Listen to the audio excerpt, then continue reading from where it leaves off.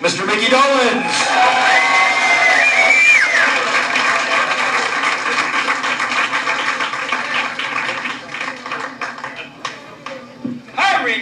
Hurry, get your free monkey.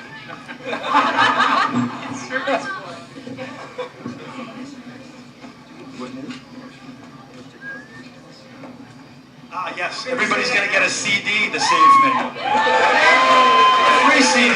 The family rate, $7.98. My wife will be taking the money, as usual. Thank you so much, everybody. Wow, thank you so much for coming here. Thank you. Hey, Micky, what's happening? Congratulations on a great record. Well, thank you. Thank you very much. I guess the first question to ask you is, what do you think about those NFL refs?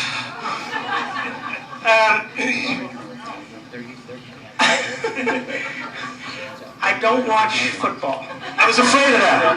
I'm sorry. I kind of knew that, but I went with the joke. I don't watch any sports. I've been asked that question like 5 times today in interviews, and I don't watch sports. I play a lot of sports. I have in my time. But I don't watch sports because I'm not a voyeur. What sport are you the most talented in? Polo. Polo. Yeah. That's what I thought. But I think it's the same reason I don't watch porn, because I'm not a voyeur.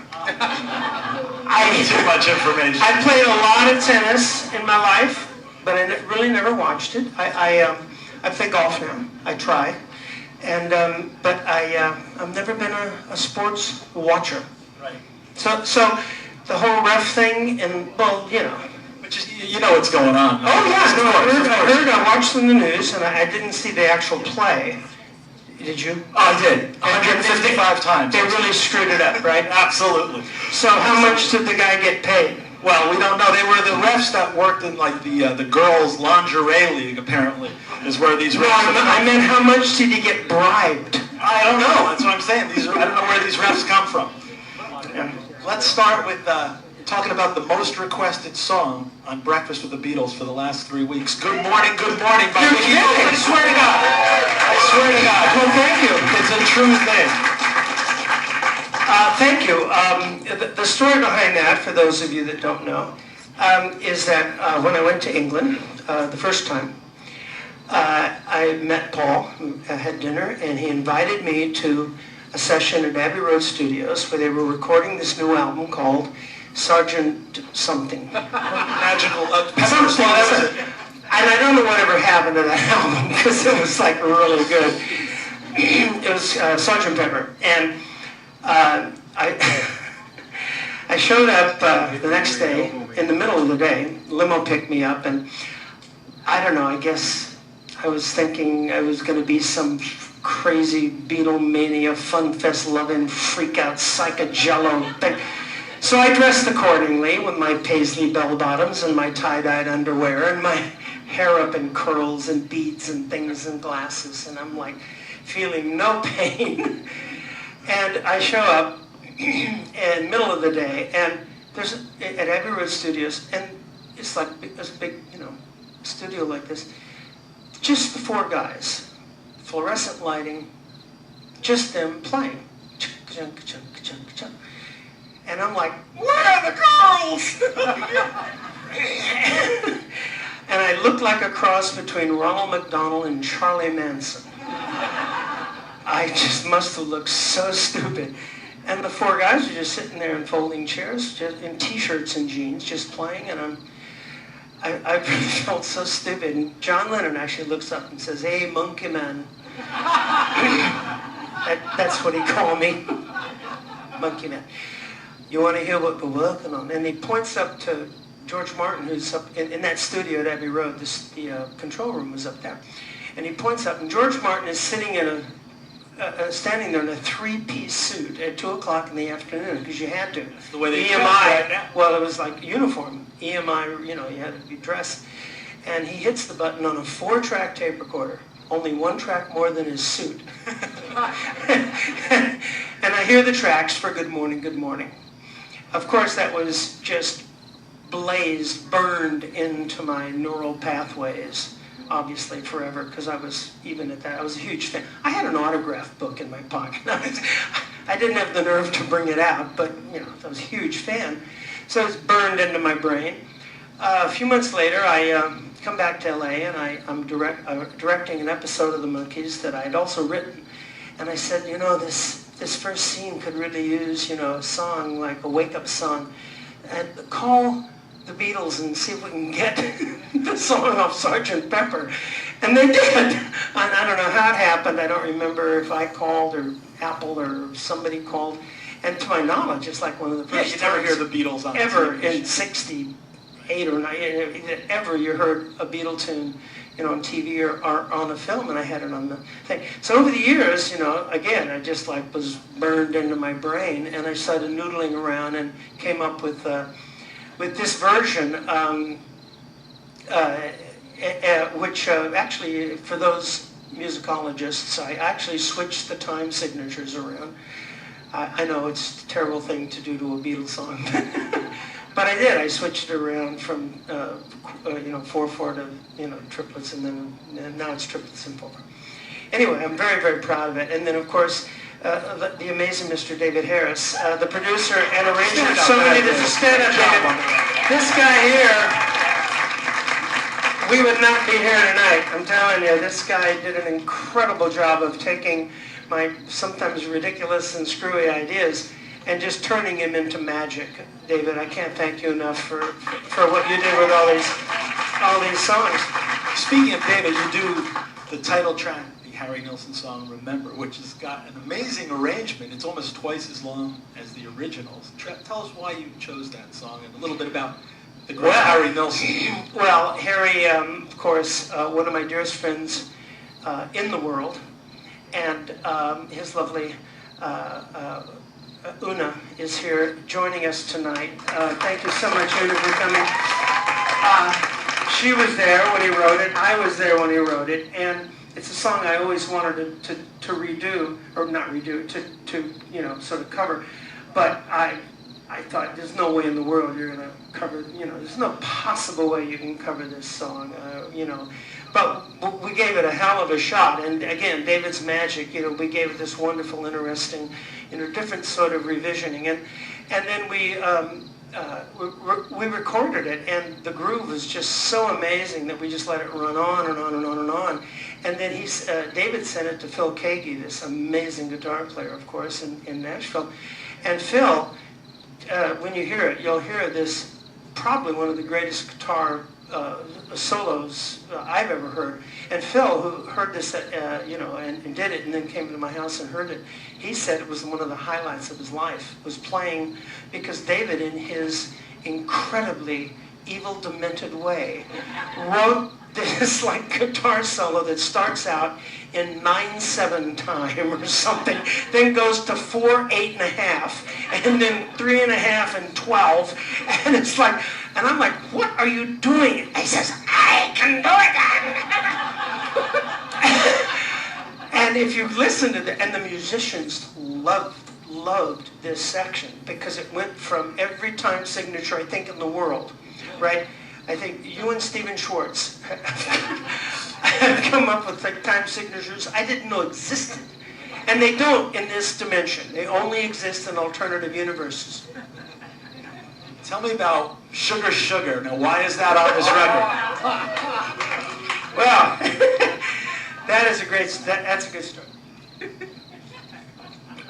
You all probably know the story about the whole Monkee music thing, and how at the beginning we didn't have any control or input into the music, and that's not to say the music wasn't great, because it was, and the songs by Boyce and Hart and the songs by Neil Diamond and Carole King, and you know, all these incredible writers, they were great songs, but we had no input at all.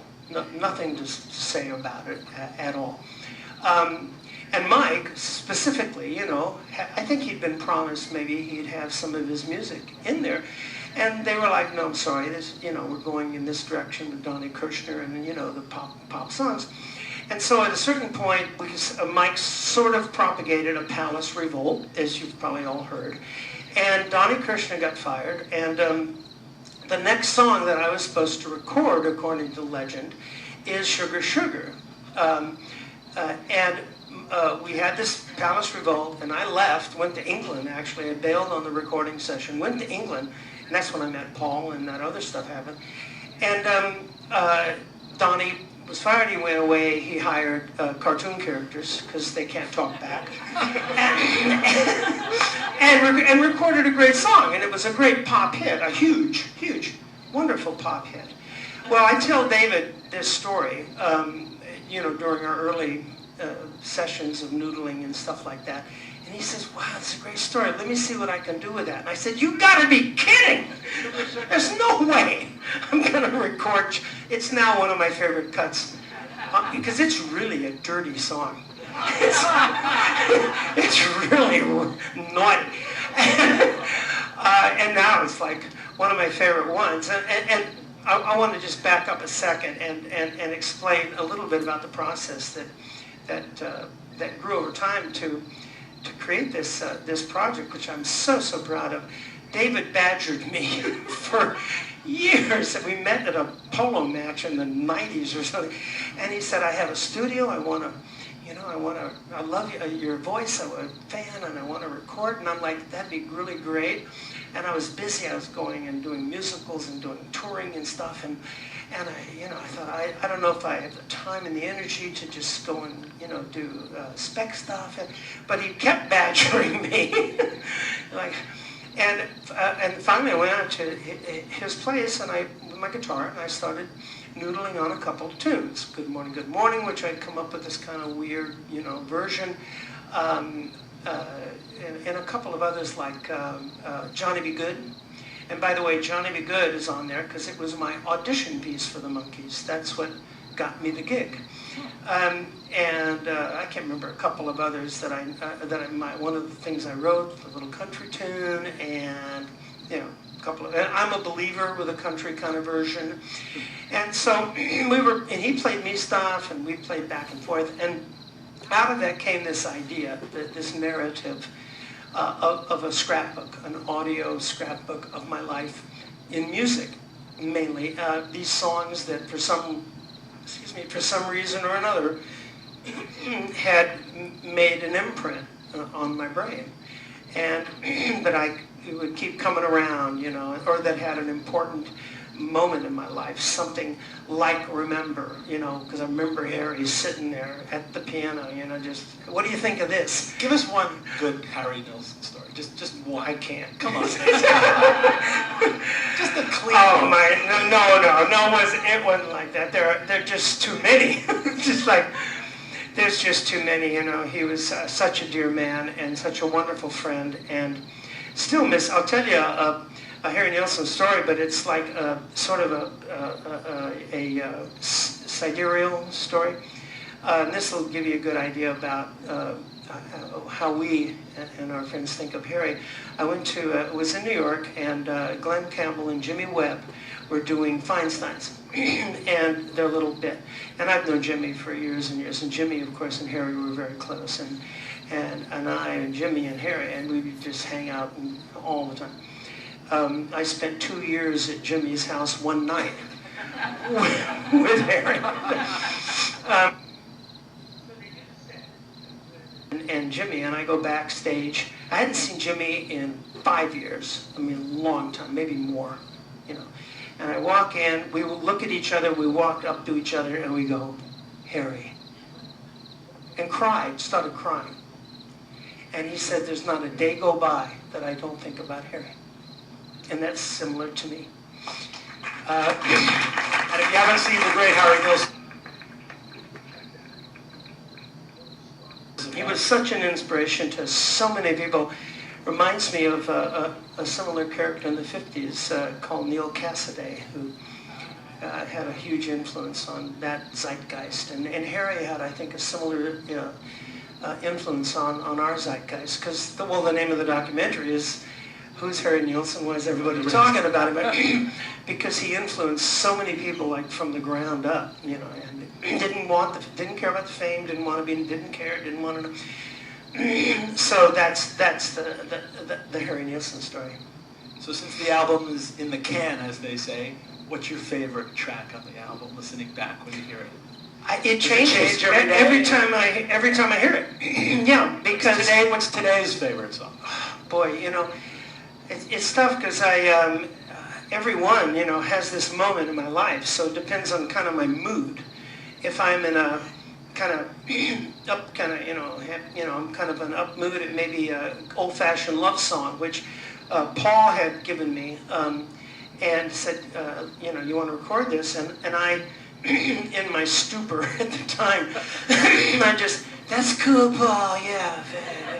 And I was in I actually demoed it in my studio by myself, just playing and singing, and I just wasted too much time, and Three Dog Night came around, and they went, and just sucked it up, and just made it this huge hit. But again, of course, our version is just, you know, so different, because we did decide, David and I, that we don't want to just cover tunes.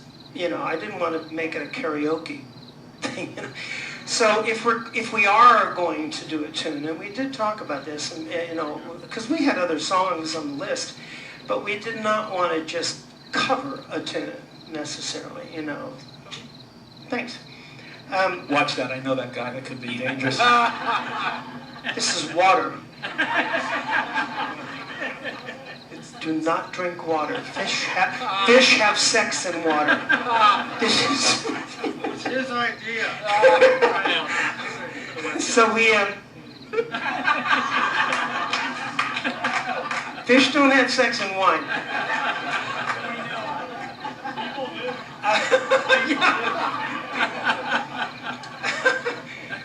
What was I talking about? Oh yeah, so we didn't want to just cover tunes, so we would come up with a song, and sometimes I had a different take on it, like with some of the ones that I've been noodling about with for years and years.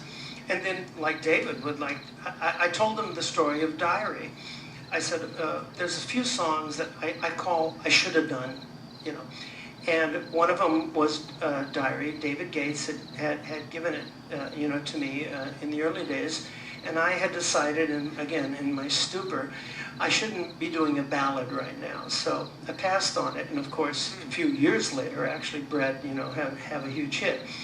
But I told David the story, and he goes, wow, great song. And he listened to it. And he said, let me see what I can come up with. And came up with one of the most phenomenal arrangements of that song. Totally so different. And it's really tough to do when you have an iconic, you know, version of something. Something people have heard 1,000 times, you know. And especially by people like the Beatles. The Beatles.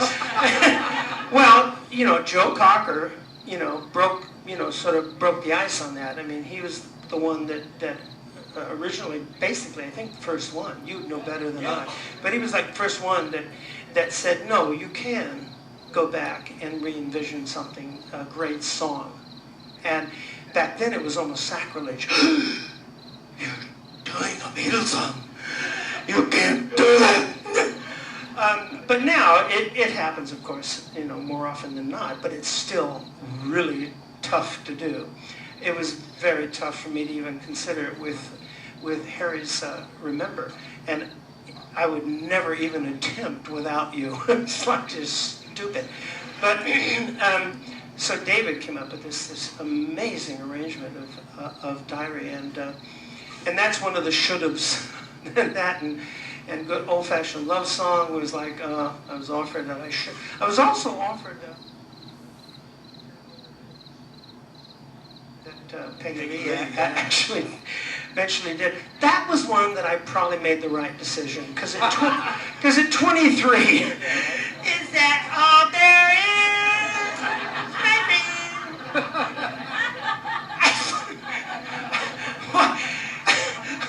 You know, it's like, what have you done? 23. Is that all there is?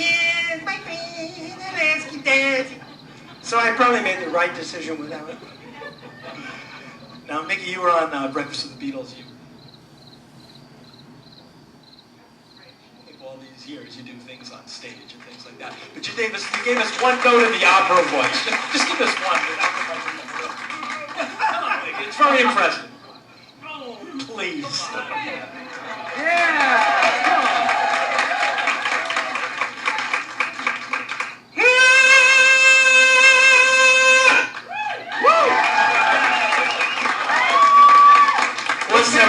once I was on stage, I was doing this musical called Aida, the Elton John Tim Rice musical.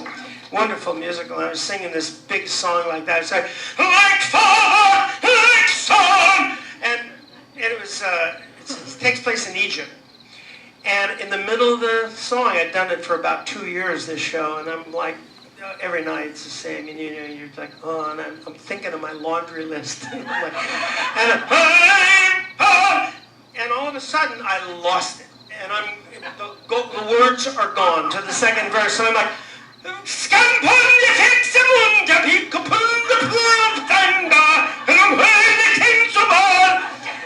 the backstage are going, oh shit, they're falling on the floor. And I hope that the audience just thought I was singing in Egyptian or something. Or they're going, what did he say? What did he say, Ethel? I don't know.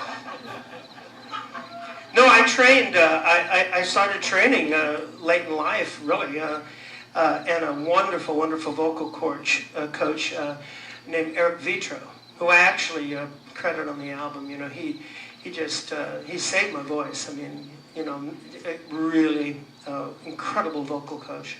You were telling me once you went to see Paul McCartney rehearsing, and you told him he wasn't singing right? He was like hitting. No, I did not say that. You told me that. No one tells Paul McCartney. What did you tell him? No, that's not what happens. That's how urban myths, and that's how TMZ and all those ghouls, they twist all this stuff around. What did you tell Paul? What did you I was tell him? invited to a rehearsal with him and his band a couple of years ago in the Valley here. They were rehearsing for Chowchilla when they did that a couple of years ago.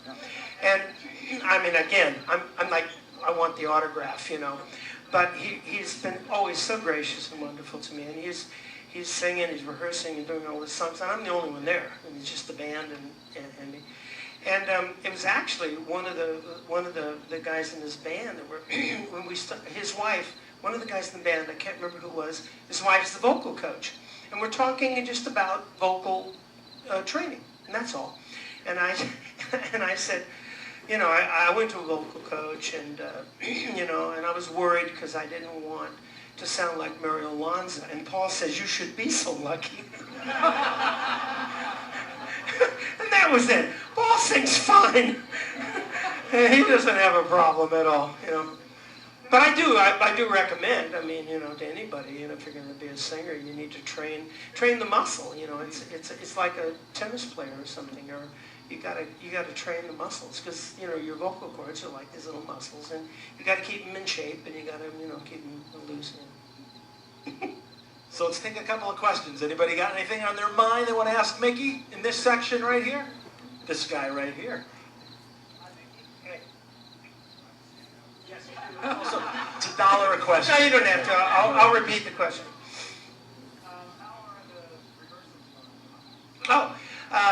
The rehearsals for the new Monkee tour, thank you for asking, are going quite well. It's mainly been Mike and I, and I'm basically teaching him his songs. He hasn't done them in 40 years. And I'm reminding him of that. Now, he's very enthusiastic. We're taking it very slow. It's a really interesting, different dynamic. But he hasn't done these songs in many, many years, these original early Monkee tunes that he wrote and sang. I've been singing them over the years, or David, or Peter. And so we've been just noodling. We've been a lot of really just woodshedding, as he calls it. Woodshedding all these tunes, because I'm going to be playing drums on a few songs. Yeah, you know, just the three of us, because we're doing a headquarters kind of set. You know, that's like a little mini set within the whole narrative of the show. And the show's going to be very interesting because it's going to take kind of the story of the Monkees through music. You know, starting out with the early songs, and then going into headquarters, which was just us, and then the band and stuff like that. And in answer to your next question, of course, there will be a wonderful tribute and homage to the late great Davy Jones, in song and in video and in, you know, everything. Because it kind of started out as this conversation we were having at a memorial about doing a memorial concert. And we said, well, let's do a memorial concert, just like months ago.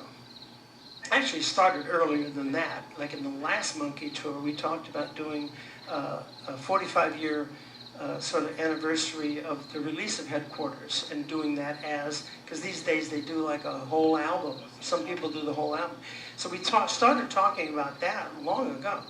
And then of course David passed, and then we had a memorial, and we thought, let's do a memorial concert, but where are you going to do it? LA, because David had people here, and then New York or England or all over the place. And that sort of morphed into this 12-city tour, and it's not the official Davy Jones Memorial Tour, but the underlying, I mean, there is an element of that, and there is this element of a tribute and an homage. So if you haven't bought your ticket to the Greek, do it now. I have some right here. Easy, you got your ticket. I'm scalping them. I bought a whole bunch in there. Okay, Micky, how difficult emotionally will be the first few days of the tour? Well, I've been doing an homage and a little bit of a tribute to David in all my shows since then. I mean, and I've done quite a few now, just my solo shows. And I sing a couple of his songs, and we have video up that that Andrew Sandoval and Rachel, wherever they are, you can't see them here, but have put there, have done some wonderful video. They did the video for the last Monkee tour, and so we have some wonderful video, and I talk about him, and so it's been now a number of months, and you don't get over that easily, ever, maybe, because it's basically like losing a sibling, and that isn't something you ever really totally get over. I have 3 siblings, and touch wood, they're all doing fine, but I knew him for 45 years, and I spent more time with him probably than I did some of my siblings, after I left home. So you never just totally, like get over it or anything like that. He'll always be there, certainly in my mind and my heart. Anybody else over here in the back?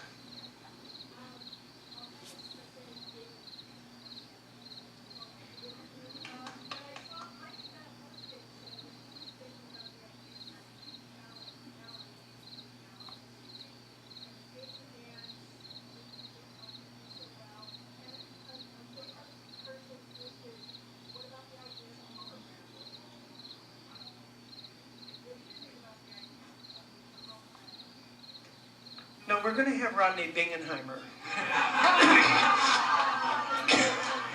Rodney's going to, I mean, this is like,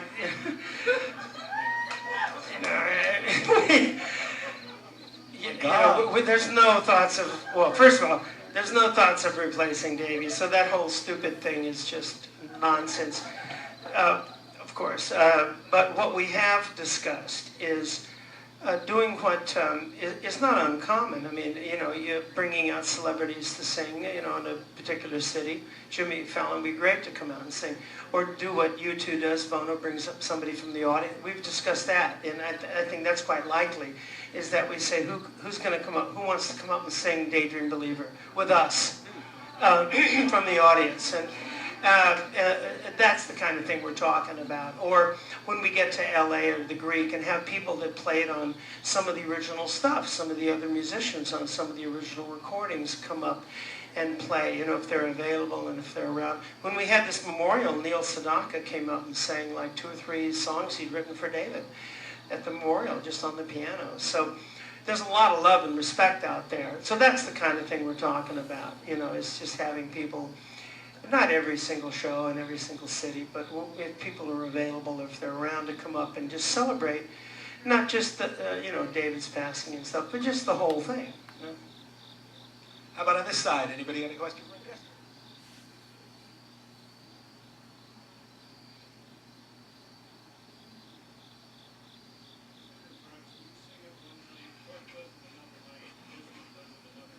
Yeah, it's good. Yeah, could do that. Yeah.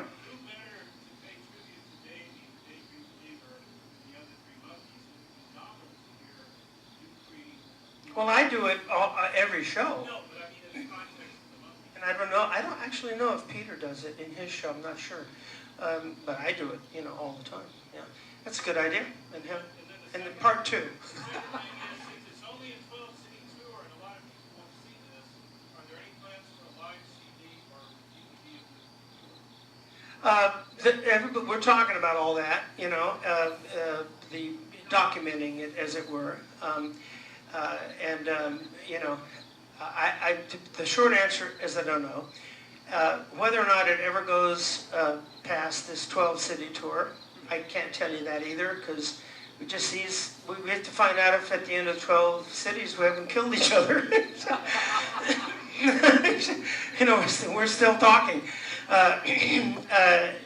That's way down the road. I mean, you know, there's not been, nobody's thought much further than these 12 cities, because we all have other plans. I mean, after this 12 cities, Mike is, and I'm so glad to hear that Mike is going out on the road. He's doing a solo tour in England, which is wonderful. He said to me, he says he wants to get back out there and start performing, which is great, because he's never done that, you know, in like years and years.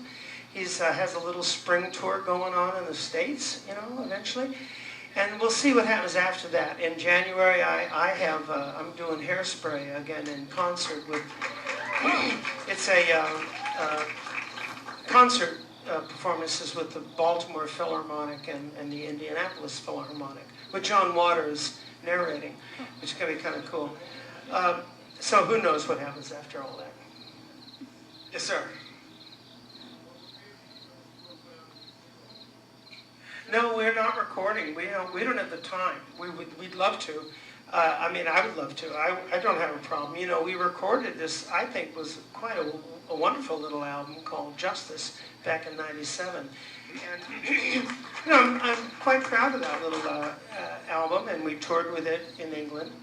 There really just hasn't been the time to even think about getting in a studio. This all kind of came together very quickly.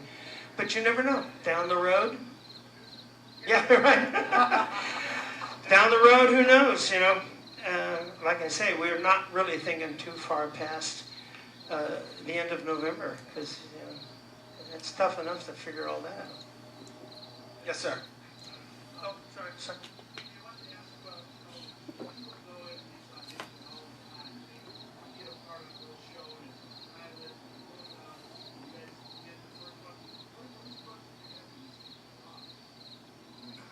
Well, that's a good question, but it requires a somewhat long answer. Which, if I start boring you, you can all leave. The Monkees was a pilot that year.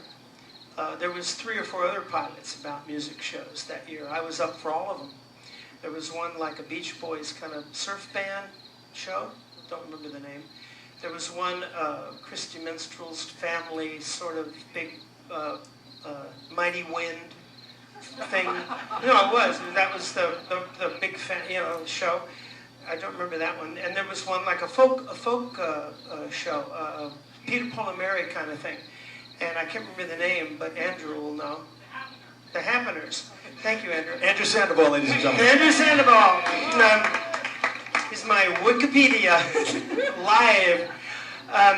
There was a show, and I was up for that. I actually had a callback or 2 for that one. That was a Peter, Paul, and Mary kind of show. It did go to pilot. I didn't get the part on that. It did not go to series. The Monkee Show was another show that year that they were trying to capitalize and to exploit. Well, that's not the right word, but you know, to capitalize on the pop music thing, culture, Beatles music thing.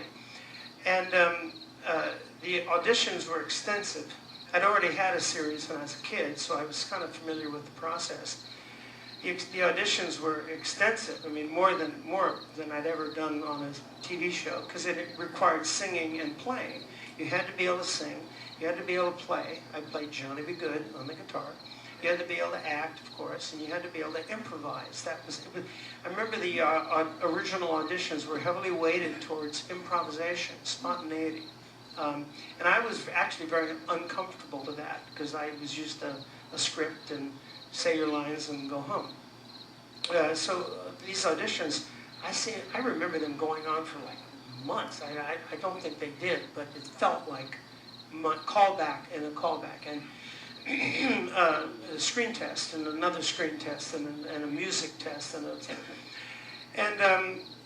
then my agent called me one day basically and said, you know, you got one of the parts, and I went down to the wardrobe fitting, which is always the first thing you do, is the wardrobe fitting, and that's the first time I met. The first time I met Mike, Peter, and David officially it was us. I'd met him in the screen test, of course, but I was like, hi, Mike, Micky, Dolenz, hi, and Peter, David, hi, nice to meet you.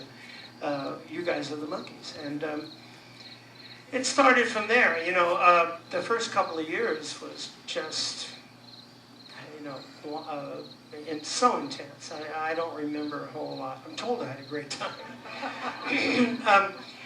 It was a lot of work. I mean, it was, you know, 10 hours a day, filming 2 hours a night. I would go in the studio, and on those early Monkee records, I would often go in the studio after recording for 10 hours, filming for 10 hours a day.